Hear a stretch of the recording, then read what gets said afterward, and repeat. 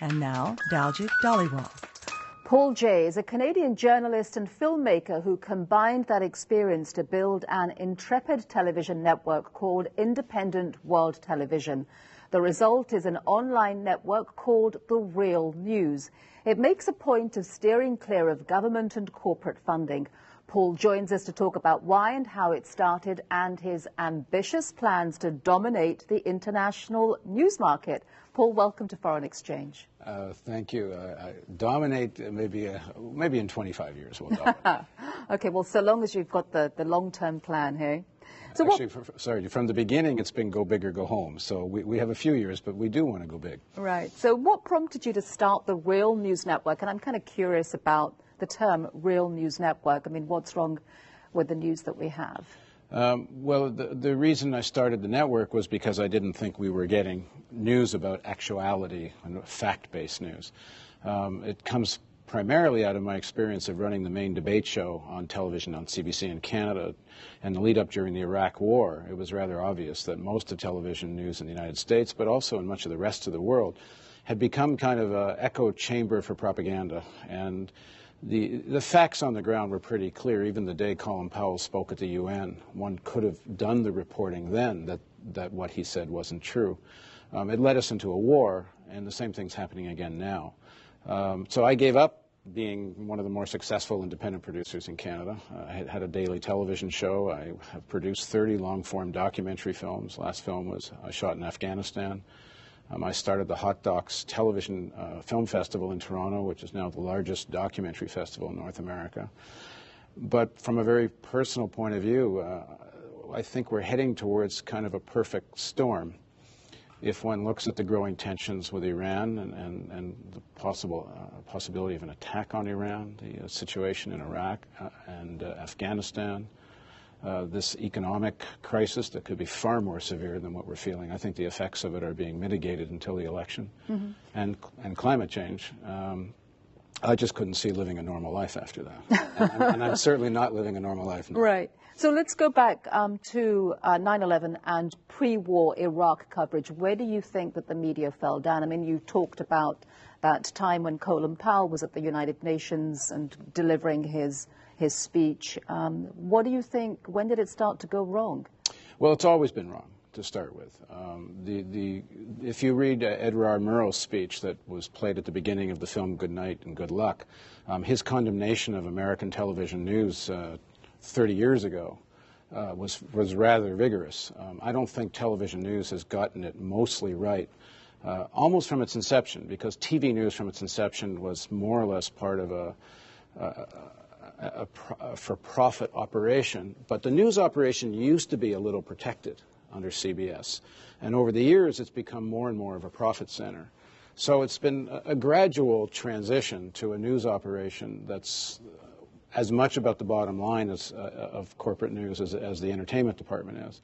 But more so, since 9/11, the patriotic fervor, which was somewhat reminiscent of McCarthyism, was so profound in American newsrooms that you had someone like Dan Rather say that if you were to criticize the White House during post 9/11, you would be accused, it would have been like being a traitor in South African township. And the quote is, and having a flaming tire of patriotism put around your neck.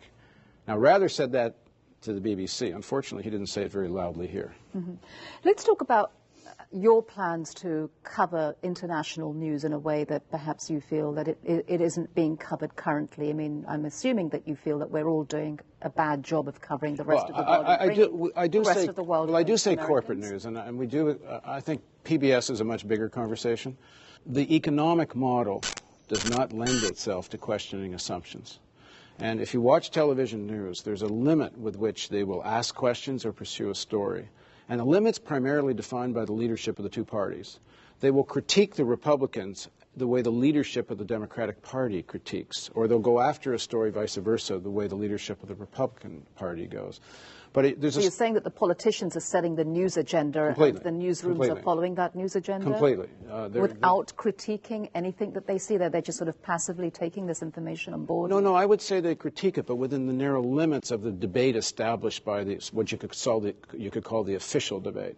Like right now, if you take this statement that General Clark made about McCain's war record and dropping bombs from an airplane doesn't make him eligible to be president. This is not such a big story at a time when the United States and Iran are playing chicken.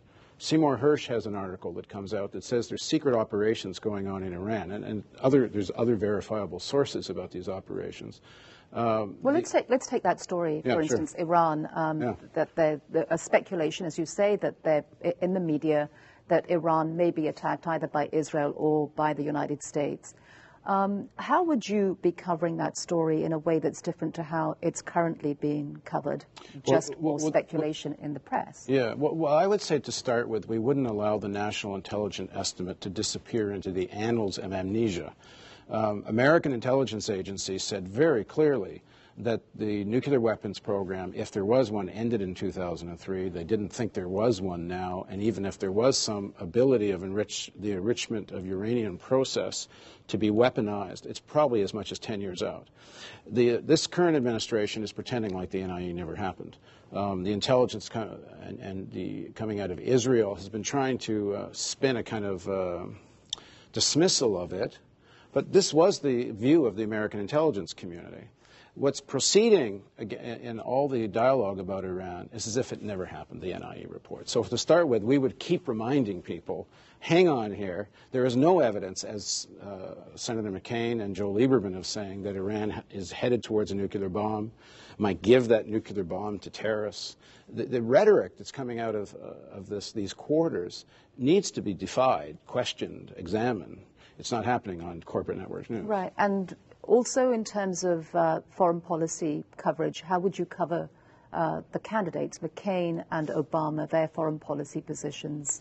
Well, to start with, I think we should take seriously what they say. On Obama's speech, for example, at APEC, Obama reversed himself on some very important issues. He had previously said if he'd been at the Senate that day, he would have voted against the Kyle Lieberman amendment, which was this amendment declaring the Revolutionary Guard as terrorists.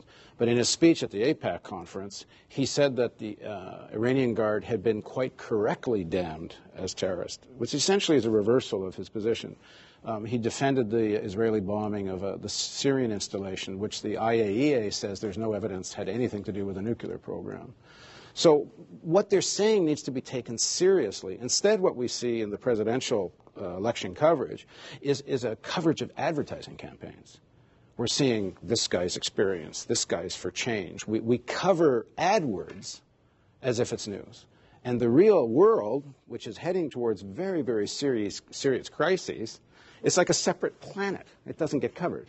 So what we want, and I don't blame the journalists in the news departments. It's the economic model that restrains people, and that's what we're trying to change. We want to have, if you want, we want PBS without the government subsidy and without corporate underwriting. We want viewer-funded news, because then you can, I think, talk about real life. All right, Paul Jay, well, good luck with your endeavors, and thank you very much for coming on the program. Thank you.